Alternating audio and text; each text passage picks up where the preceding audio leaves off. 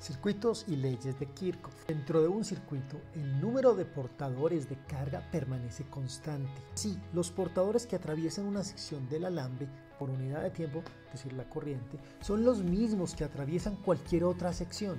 Esto se conoce como conservación de la carga y se representa matemáticamente con lo que se conoce como la ley de nodos. En condiciones estacionarias, la densidad de corriente es una constante y por tanto lo es el campo eléctrico en cada punto del espacio. Durante el circuito, la dirección del campo eléctrico dentro del material cambia como función de la posición, más no del tiempo. Por lo tanto, la energía cinética de los portadores de carga es constante. El potencial varía según la posición en el circuito, pero es constante en el tiempo. Luego, al completar el circuito, los portadores regresan al mismo estado energético.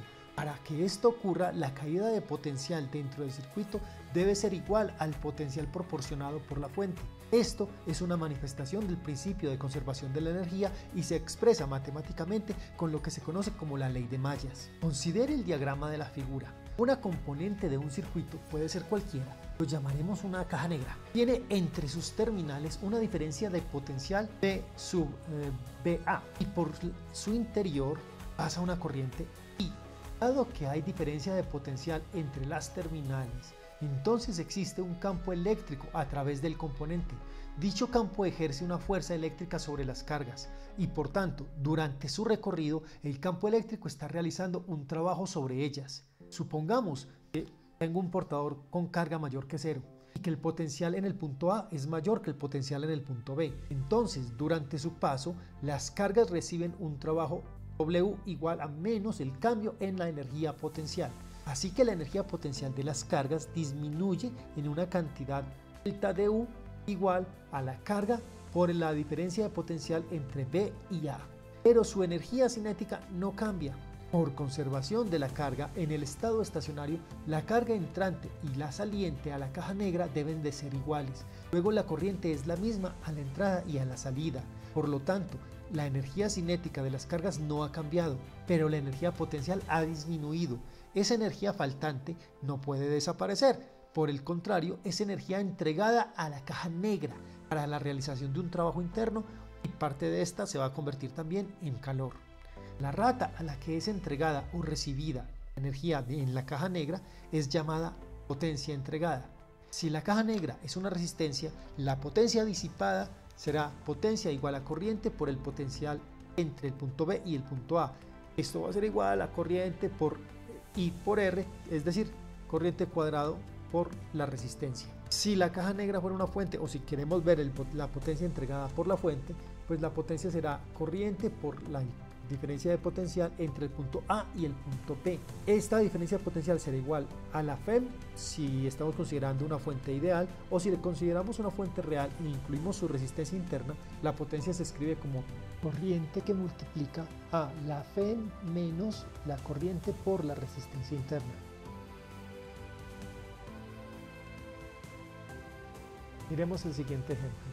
Lo primero que tenemos que hacer para analizar este tipo de circuitos es identificar cuáles son los nodos y cuáles son las mallas, es decir, cuáles son los anillos cerrados dentro del circuito, que es lo que llamaremos mallas, y cuáles son los puntos donde hay bifurcación de la corriente, que es lo que llamamos nodos. Acá tenemos entonces primeramente los nodos marcados en azul. Vamos a enumerarlos para poder trabajar con ellos ordenadamente.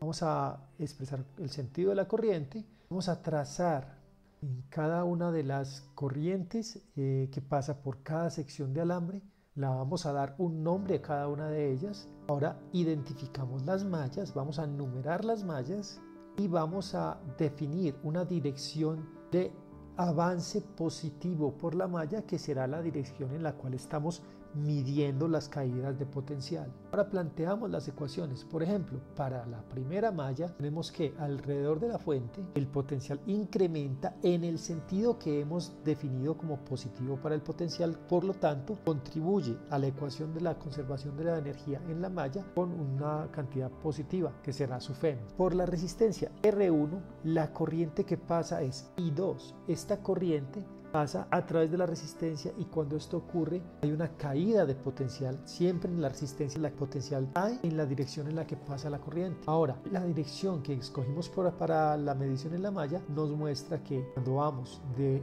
punto de entrada de la resistencia al punto de salida hubo un bajón en la energía potencial, y por tanto la contribución a la ecuación de mallas de la caída de potencial a través de esta resistencia va a ser negativa. Similarmente con la resistencia 2 por la cual pasa la corriente I6. Miremos la segunda malla. En la segunda malla la corriente I4 pasa por la resistencia 4.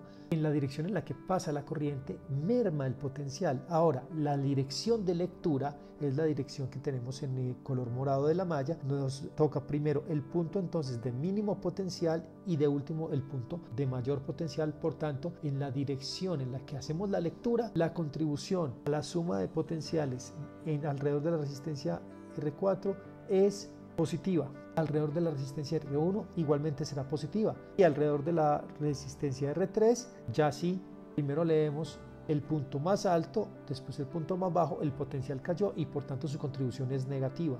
Y así para cada una de las mallas.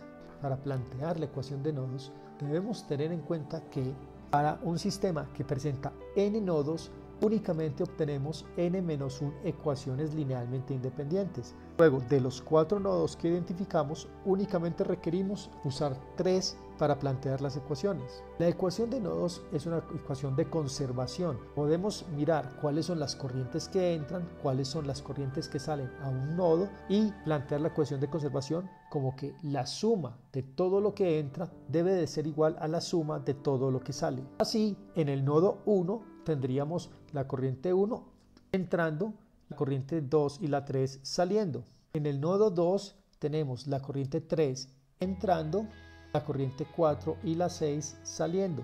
Y en el nodo 3 tenemos la corriente 6 y la 5 entrando y la corriente 1 saliendo. Bueno, así hemos planteado las ecuaciones de mallas y de nodos, y ya podemos usarlas para averiguar lo que queramos averiguar sobre el circuito. Eso es todo, señores. Ahora hagan ejercicios, practiquen, diviértase aprendiendo. Divertirse es la forma más fácil de aprender. Buen día.